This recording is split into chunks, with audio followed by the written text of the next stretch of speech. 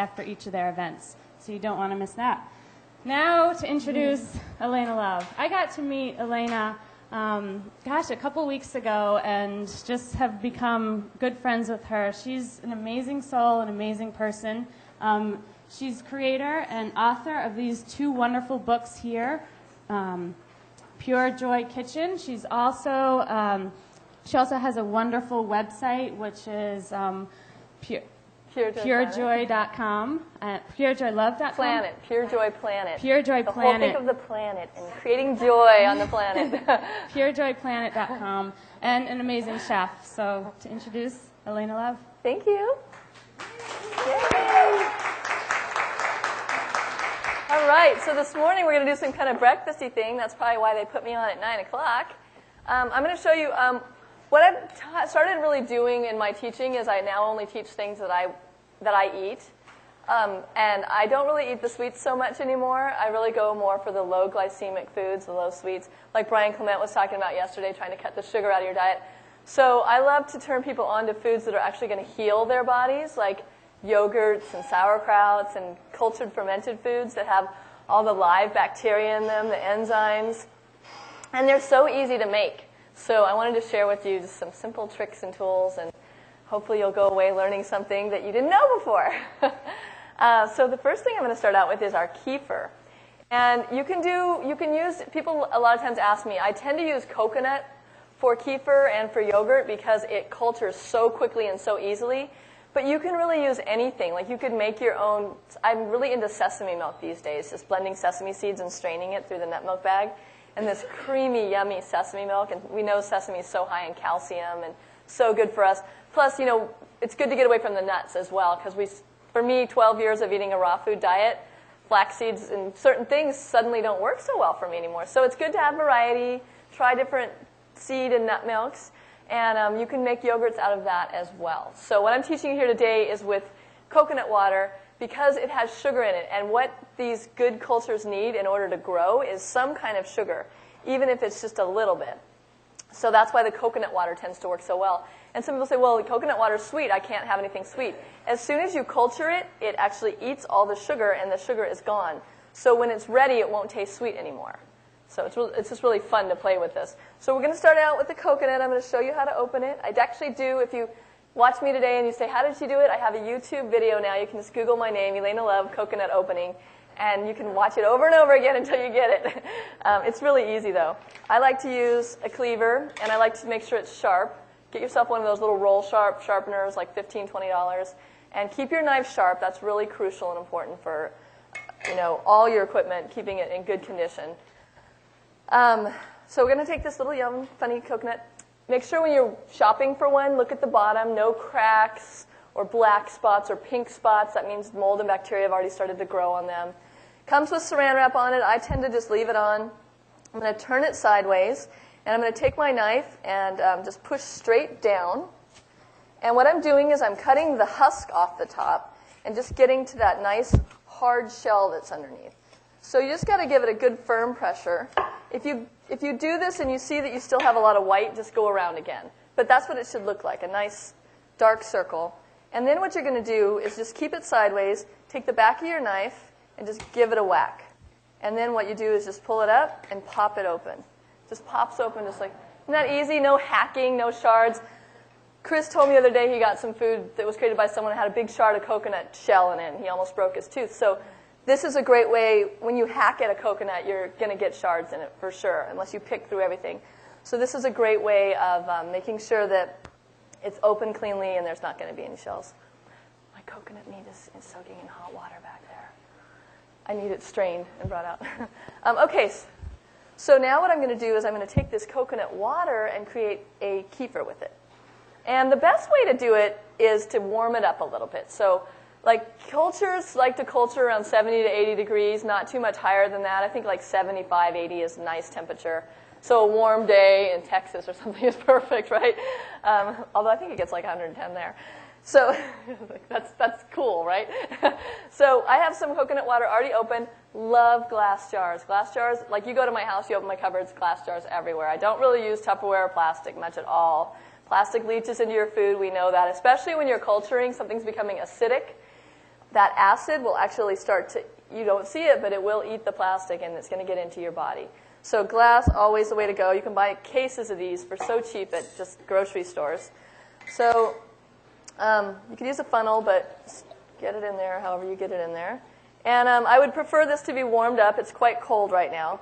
And like I said, it'll culture a lot faster if I've maybe warmed it a little bit first. So I usually just put it in a, this is how I heat my soups too, because a lot of people ask me, well, don't you get cold eating raw foods? I get sick of eating cold foods. Actually, cold foods are not good for your liver. It's better to warm all your foods or eat them at room temperature, even your drinks, if you can. It's kind of shocking to the liver, and we all know we need more liver help anyway, right? So put it in a saucepan on your stovetop, whether it's your green soup or your coconut water, and then just keep stirring it and touch it a couple times just to test the temperature. When it feels about room temperature or a little warmer, then you're good, or body temperature.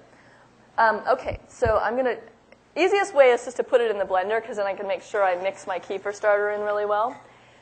The culture I'm using today is a kefir starter by a company called Body Ecology. Donna Gates is one of my mentors, one of my gurus. I healed from Candida following her program, which is called the Body Ecology Diet, and she has a book on it. It's not a raw food program, but I just kind of took all her ideas and switched them over to raw, and it really worked for me. I really believe in a low-sugar diet. So her kefir starter is wonderful and amazing. It works really well.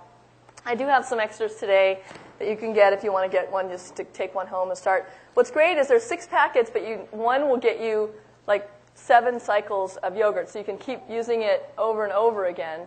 And I'll talk a little bit more about what I mean by that. So what I'll do is I'll take this packet of kefir starter, and I'll put it in here, and this is about 3 or 4 cups of liquid. That's about a good amount. So whether you're using nut milk right now or coconut water, if you're using nut milk, I do suggest adding a little bit of something sweet to it, whether it's just blending in a date, but anything to give it that food, the sugar that it needs to like I found that almond milk doesn't really culture so well because there's just not enough sugar in it. So that's my little trick, just add something sweet. Okay, and then I'm just going to blend it on low. And that's it. And then I'll put it back in the jar. Was somebody worried that I didn't have a lid on? Yeah. I'm a trained professional, it's okay. But don't do that at home. Okay. And there we go. And now I'm going to sit it somewhere warm. This is great to put it on, not inside, but, well, you could put it inside, but I find that on top of my dehydrator, say I'm drying crackers, something inside, just put it right on top of the dehydrator, and it should be within 8 to 12 hours. It will turn, look at the difference in color here. Can you see the difference in the 2 colors? It turns kind of more of a viscous color. And it also actually eventually, if I left it out long enough, would get thick. You know, like the regular kefir that you've ever bought that's like the dairy kefir, it's thick when you pour it.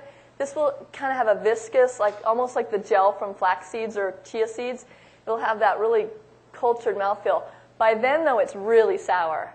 And you may or may not like things ultra sour. So it's really up to your own taste how sour you like it. The longer it sits out, the more sour it's going to be. So I think just overnight, 8 to 12 hours is a good amount if you keep the temperature right around 75 to 80 degrees. So we're going to give some of this out for everybody to sample. So those 2 can go for samples. Now this, what I wanted to talk about with, that you can use it 7 times. So I took this kefir that I brought with me that I'd made at home. Yesterday I got some more coconut water and just took a couple tablespoons of that one, a 1/4 cup, and added it to fresh coconut water. This one will culture a lot faster. Do you know why that happens? Why does it culture faster the second time? Because, anybody have an answer? It's already alive, but also the bacteria are higher now because what happens, like you'll read 50 billion bacteria when you buy a probiotic. And I can tell you personally from personal experience, the 50 billion bacteria work way better than the 20 billion bacteria. So it really is real, the bacteria count. So what happens is since there's so many more bacteria already in that one, it's faster because it just grows more rapidly. And then the 3rd time even faster, the 4th time even faster. I really find 4 to 5 times for me is all I like because by the 7th time it gets sour so quick it's almost like, you know, it's crazy. And the taste doesn't taste as great. But they do say you can do 7 times. And then after that, I guess it's just not working so much anymore. But so 1 packet will make you 7 batches of kefir or yogurt. So that's good to know. Yep, so I got a little there. So what I'm going to do is use this to make my yogurt. But you can, yeah. So you'll be able to sample a little sample, and you'll see it's a little sour. It's almost like champagne. It's got that effervescent sourness to it. It's nice. And I put that in my smoothies in the morning when I make it, or just drink it straight. It's really cleansing and healing. Great to do right before bed because as we're sleeping, and this is great too if you're buying expensive probiotics, better to take them right before bed because that's when our bodies are really utilizing the probiotics while we're sleeping. And so it's a great, if you have a snacking feeling at night, either we can make some yogurt and you can eat that for a snack or have some kefir. And it's very satisfying when you get those sweet cravings and you drink a little kefir. It seems to make all the cravings go away. So nice little trick. And usually a lot of times you can't hear it, but when you open it, it'll go, yeah. Okay, so now what I'm going to do is take that meat out of that coconut, and we're going to make some yogurt with it. So easy way to get meat out of coconut is just a little spatula. Put that right in the blender. And you know, your measurements, if some of you may have bought the packages which have all the recipes in it, your measurement I think for the yogurt says 2 cups, but you know, 3 cups, 4 cups, whatever you feel like making. A lot of times people love this yogurt so much, they go through it quickly, so they want to make more. And again, if you're making yogurt and you want to use another nut, you're welcome to do that as well, instead of coconut meat. But I just do like the lightness of the coconut.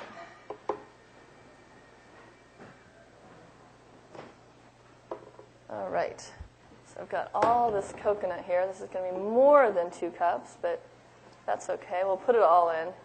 And coconut tends to be a little waterier, so if you're using another nut, use probably less.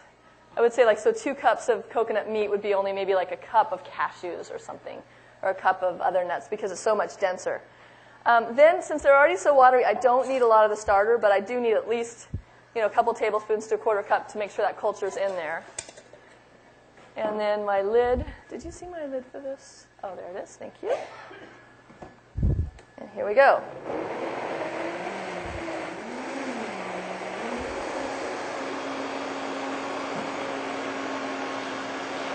I need that jar back too. Okay.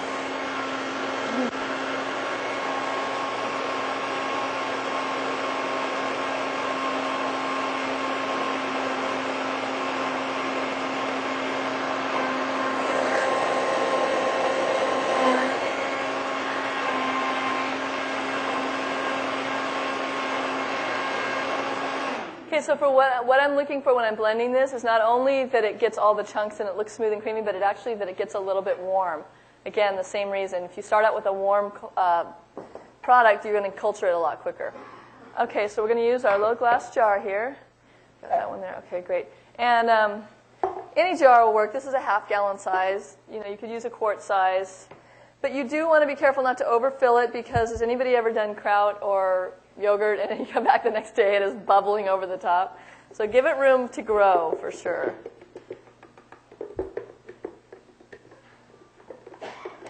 All right, it looks beautiful. So what I'm going to do now with this is we'll just probably got dehydrators running back there. We'll just put it somewhere warm and let it culture. And that's that. Put a lid on. So we've got a little bit of air in there. You need a little air because the airborne bacteria is good in some ways, but you don't want to just leave it open for anything to fall in, and you could get mold easily and things. So you always want to put a lid on. Question? So did you put a packet in that one too? I put the kefir. I had already made this. So then this liquid, which is great because you can make more and more from just one base of. And this will last, I didn't mention this, in your refrigerator for a couple weeks, maybe even a month. I mean, I keep mine in the back of the fridge, and whenever I want to make a yogurt, I've already got this, so you don't need to get the packet out every time. But if you want to skip the kefir and just go straight to making yogurt, put the kefir packet in the yogurt part, and it will work the same. So it doesn't matter whether you're making just the liquid. You don't have to do 2 steps if all you want is really the yogurt. But you will enjoy this, I think, and you're going to save a lot of money on buying probiotics, too. Okay, so there we go. We got that ready. It's going to sponge up. What's going to happen... Camera's showing. Yes, good. So I don't know if you can see that. Can you see that side by side, the sponginess here? That means it's cultured. And actually, it was funny because last night it was here and it was kind of warm, and I thought, I tasted it and I liked it, but it wasn't quite sour enough. But I knew if I left it overnight, it was going to be way too sour. I was going to come back to bubbling yogurt. So I just took it back to my room with me, and then around 10 or 11, I stuck it in the fridge. So it's kind of a timing thing. So check it before you go to bed if you're culturing it during the day.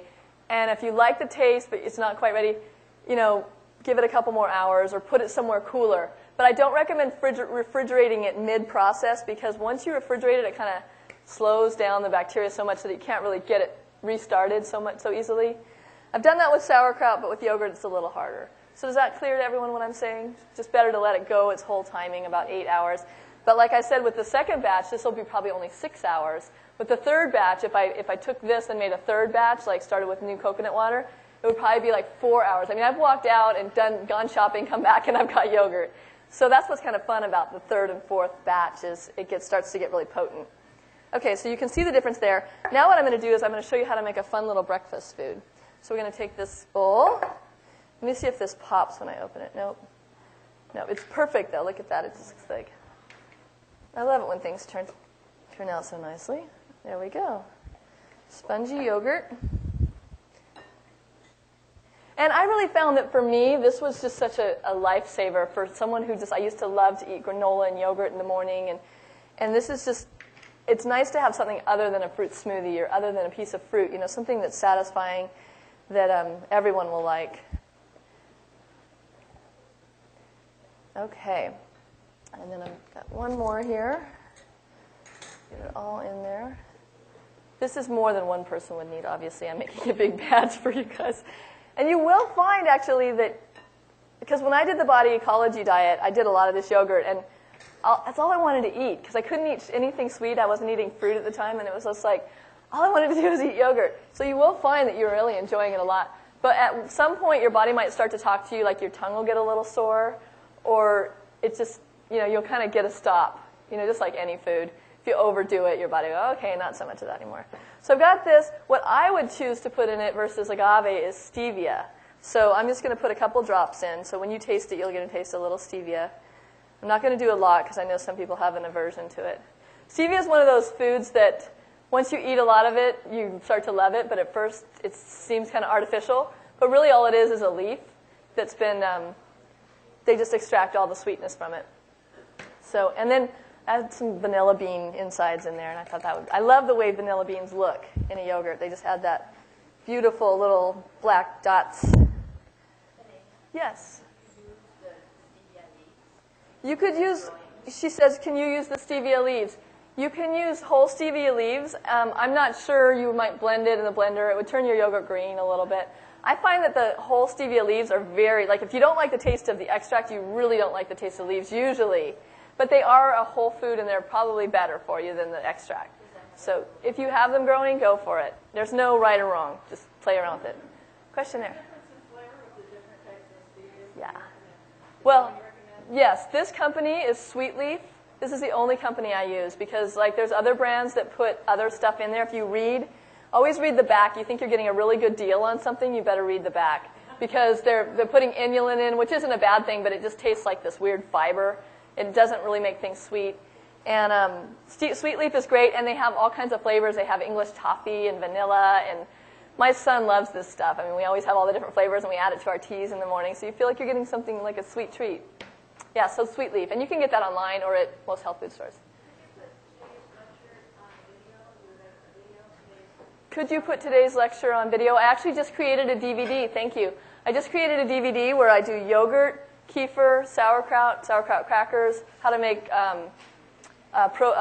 what's it called, Rejuvilac. So I do have a new DVD coming out next month, and if you get on my mailing list, which I do have my mailing list here somewhere, I'll have it downstairs for the book signing, so if you want to come and get on my mailing list. Anyway, I'm going to add some strawberries now. And they are recording this today as well. I think right outside the bookstore, or very close. There'll be a table out there.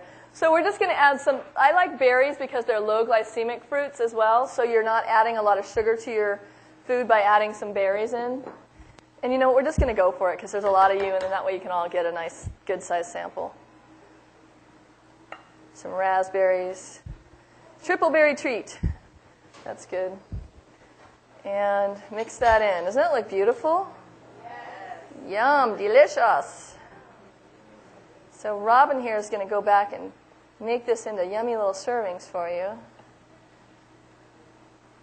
Oh, I think I want to. Never mind. Breakfast. Beautiful. Okay. So once you've added the berries, you want to eat it. Like, you don't really want to save it once the berries are in. It's going to kind of weep. So just add the berries at the last minute for when you're making this. I know that seems like common sense. I mention it. All right. Beautiful, yummy yogurt. I'm so excited. Okay, thanks. Now I'm going to show you how to make a savory little treat with the same yogurt. So I took 2 cups of this yogurt, and we're going to make a kefir. It's just basically a ranch dressing, but this gives it its natural tang. I need a couple more spatulas. Or I can actually just use this coconut spatula right here. Okay, so in it goes into the blender. And this blender is a Vitamix. It's great. It's high power, but you don't need, any blender will work. This isn't really, you're not really blending much. It's just some spices, so you don't need any high power to this at all. Okay, we're going to add some either flax or olive oil, or actually I love hemp seed oil. I love sesame oil. Good to rotate the oils. If you're not someone that likes to use oils and you'd rather use the whole food, you could add a little avocado in. It's going to change the color, but maybe a half of an avocado or a quarter of an avocado. But then you'd have to add a little extra water to it. So I'm going to put olive oil in today. Let's see, some apple cider vinegar I normally use at home. Today we're going to use lemon juice. So if ever a recipe calls for, it says apple cider vinegar and you're going to use lemon juice, you only need half the amount of apple cider vinegar as lemon juice. So if it says 3 tablespoons of apple cider vinegar, then you need 6 tablespoons of lemon juice because it's not as potent. So we're going to put that in. And then so we got some dill here. And actually my colored herbs, I'm going to wait till the end to add that in because I don't want to turn my dressing green. So I'm just going to start out with adding I've got 1 teaspoon of onion powder, 1 teaspoon of garlic powder. This is all just like what you would find on the back of a ranch dressing packet, except for you'd see all these words you didn't recognize, maltodextrahydrous, no. And this doesn't have any of that in it. Okay, we're going to add some nice, beautiful Himalayan salt crystals. We always want to make sure we use the high mineral, whether it's real salt, Celtic salt, or the Himalayan salt crystals. You can even do your own blend. I've been getting some other lava rock salt from Hawaii that's black and red, and they're flavorful. It's just fun to play with the different salts. But make sure that they're mineral salts and not the white. Even if it's white sea salt, it's been stripped. If you look at it under a microscope, you'll see it's square versus crystalline looking. There's no life force in it. There's no energy. There's no information for our body in those salts. You want to use whole, real mineral salts that have just been ground and haven't been treated in any way. Okay, then I'm going to, let's see, I'm just going to blend it here. Just get it mixed up a little bit.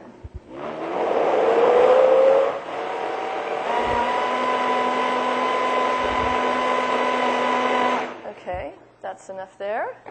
And then we're just going to add Italian seasoning, oregano, and dill. Or maybe it's basil, oregano, and dill. Let's see. 2 teaspoons Italian seasoning, 1 teaspoon dried oregano, and 1 tablespoon of dried dill. And then I have psyllium husk powder here, and this is looking really thick, so I might not need it. If you feel like your dressing's a little thin, it's just a great way to thicken it is psyllium husk powder. It's better than adding more oils or more fats to your dressing. Psyllium's a great replacement for that. Also, Irish moss, those of you who've been playing with Irish moss, if you have Irish moss paste, big scoop of that in your dressing. You're adding seaweed, you're adding minerals, and you're thickening your dressing at the same time.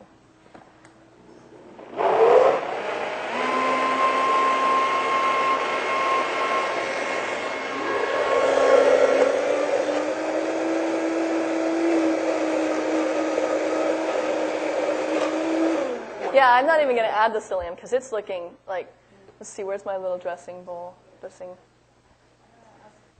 Oh, okay. Well, I just want to pour it out so you can kind of see what it looks like, so I'll pour it back in here. But you can see it's really thick. Isn't that nice? Looks like ranch dressing, huh? I originally created my ranch dressing recipe, which now has become pretty popular among a lot of restaurants and stuff, because I was at a client's house and she had kids that were hooked on those huge bottles of Costco ranch dressing. So I made it, and then we started doing kind of like a half and half thing, like tricking them, and before we knew it, they were just loving it. So I'm just going to taste this. Oh, I did a good job. That's great. Okay. But it's nice because you can kind of taste that yogurty aftertaste there, too, so it's not like a typical ranch. You get that little yogurt taste to it.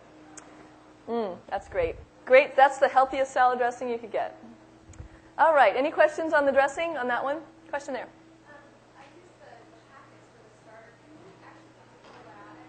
She's asking, she used these packets for the starter. Can you use a probiotic? Yes, but all probiotics are not created equal. I have found that some work better than others. One company, it's called Chiodophilus. That seems to work really well. There's other ones I just have found they don't really do anything. The higher the billions of bacteria, like the company that I use for me personally for taking probiotics is called Ultimate Flora, and they have the 50 billion bacteria that's like, you know, a lot of money for 30 capsules, but that'll work. That'll work, yeah. The higher the billions of bacteria, the better, because it just cultures faster, because otherwise it's taking too long to grow and it just doesn't ever take off, you know. Yeah, I think a couple capsules would do the trick.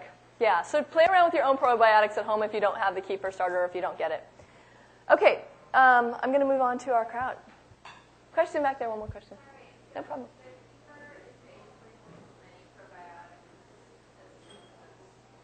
Yes, so if you're eating kefir, I don't know the billions of bacteria, but you're getting a really good dose in your gut of probiotics, and that's helping to heal your intestines and clean out any old bad bacteria. What happens with good and bad bacteria is it's not bad that we have candida in our system or that we have this bad bacteria. It's actually there for a purpose. It's there to eat up the junk. So we keep feeding it white flour and white sugar and stuff, though, and so it's like, you know, as a culture we do this. And so it starts growing to a disproportionate measure than the good bacteria, and then the good bacteria doesn't have any more space because you're not feeding it the good stuff. It crowds out. So we just need to keep feeding us good bacteria so that our good bacteria will get bigger and grow and become more balanced. It's always going to be a little bit of negative or bad bacteria in your body. That's just part of the system.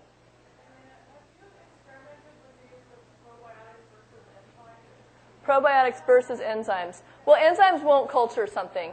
Enzymes will just digest it. Like if I were to put enzymes on an oatmeal, it would just liquefy it. So it's not really culturing it, it's just liquefying it.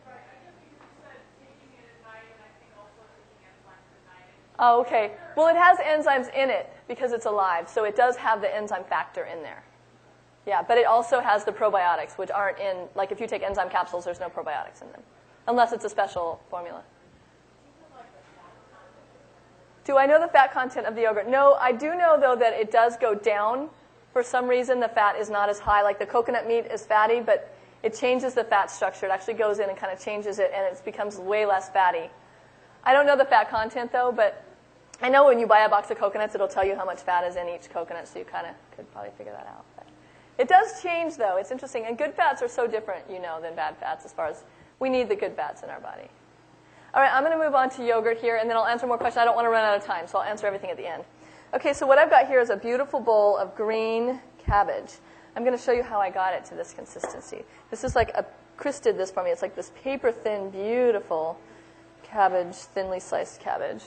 I'm going to show you a red cabbage. And the difference between red and green cabbage, there is a difference. I was wondering the other day, I was like, well, you know, I really love red cabbage, and I really love green cabbage. I wonder if there's a difference nutritional-wise. There is. The vitamin C content, I actually have it in my notes here, of red cabbage, of purple cabbage, 6 to 8 times the vitamin C content, and it has actually significantly more protective phytonutrients. Phytonutrients are the color, so purple is going to have its own phytonutrient different than a carrot, which is orange. So it's interesting. So colored food is going to have way more nutrients, phytonutrients in it. And then, of course, the vitamin C, which we love. And anything else? Antioxidant and polyphenols found in red cabbage, particularly I don't know that word, and anthocyanins have also been found to help prevent Alzheimer's disease. So I'm going to show you red cabbage today. So I'm going to cut it in half first. And when you cut it in half, you just get open to this beauty of nature. Isn't that like the most spectacular mandala you've ever seen? And then I'm going to use, these are fun, they sell them downstairs. These are the ceramic mandolins. You know, we talk about using metal on food. When you're using ceramic, you're not oxidizing it. So this is the best way to get a really thin slice. And what you do is just hold it, and you can just kind of keep turning it. And I think making kraut is one of those just really getting with your food processes. You know, you're cutting the cabbage. Sometimes I'll just do it with my knife and thinly slice it. But this does work beautifully, and you just see, this is great on salads too, just like that, nice and thin.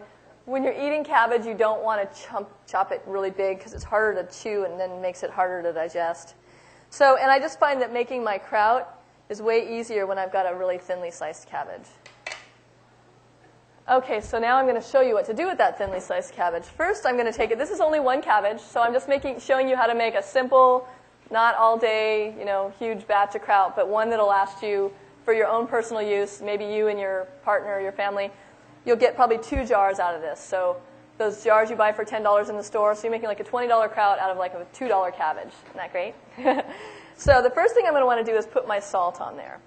And I've got, for my sauerkraut, I've got 1/2 to 1 teaspoon of salt. It depends on your salt tooth. I kind of have a salt fang, so I go for the teaspoon. So we're going to add that on. And what that does is it immediately starts to break down the vegetable.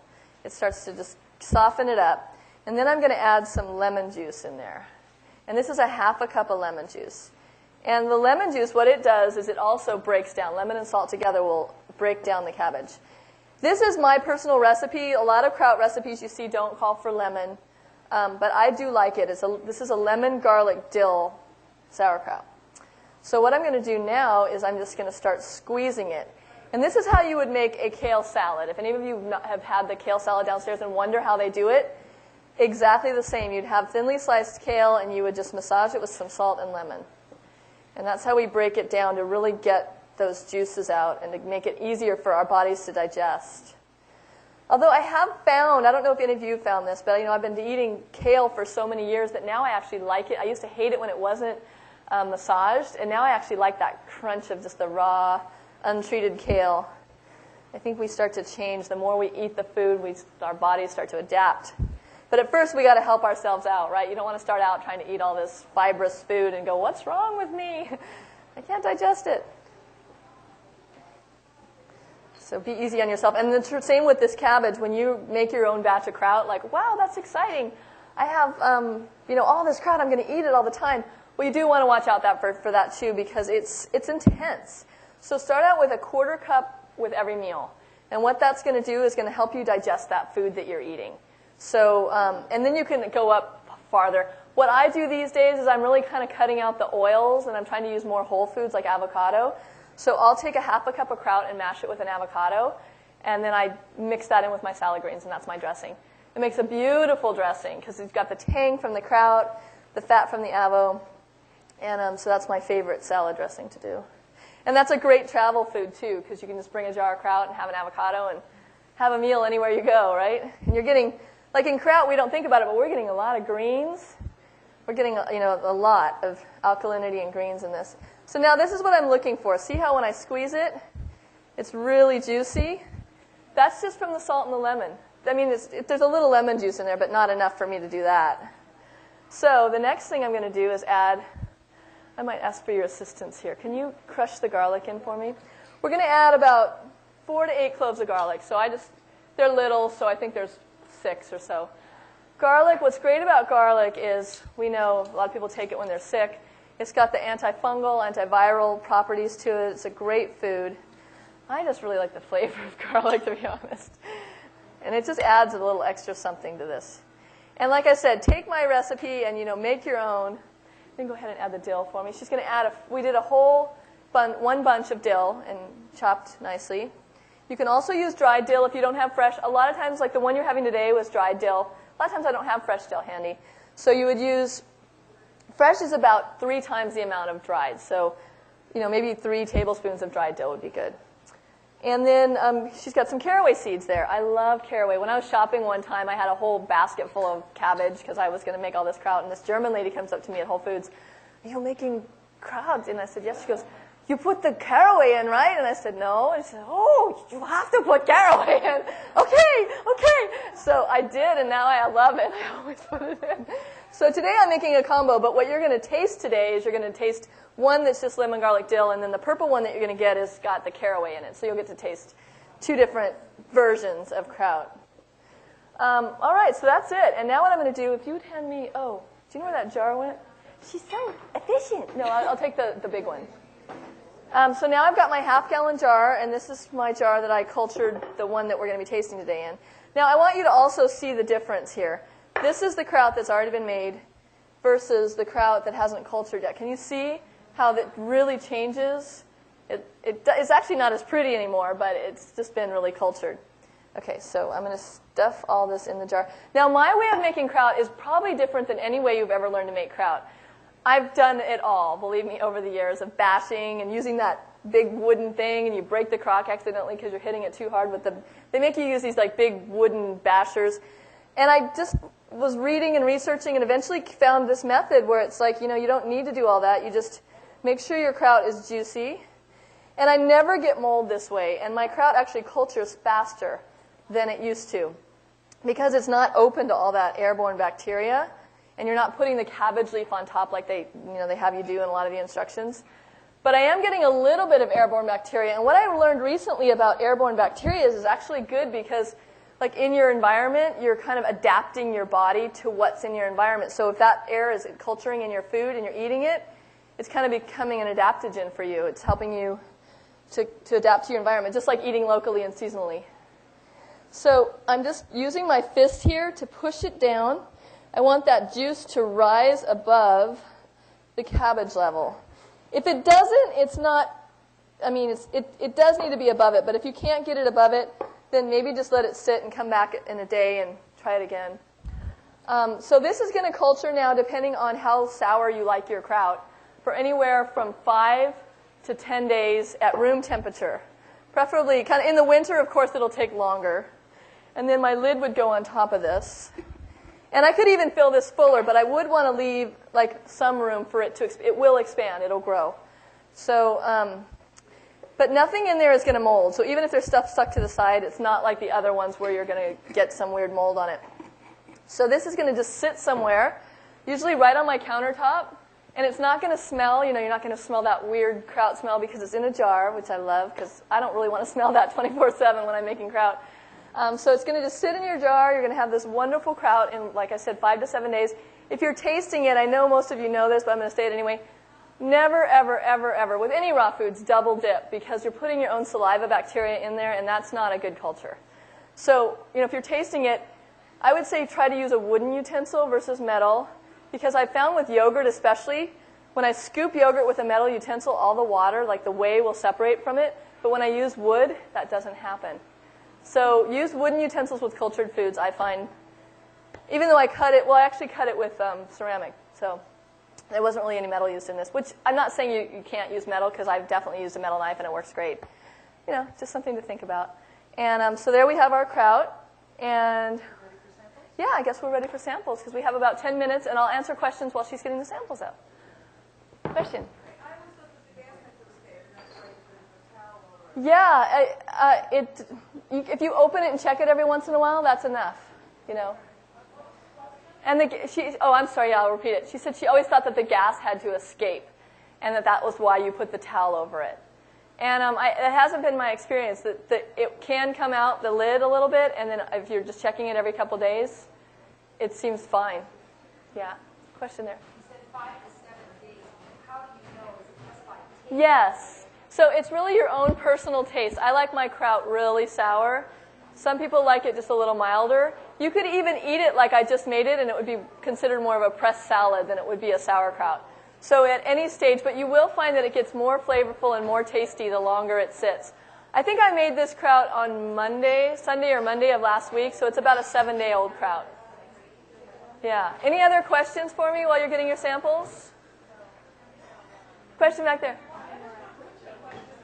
She has a kombucha question. Yes?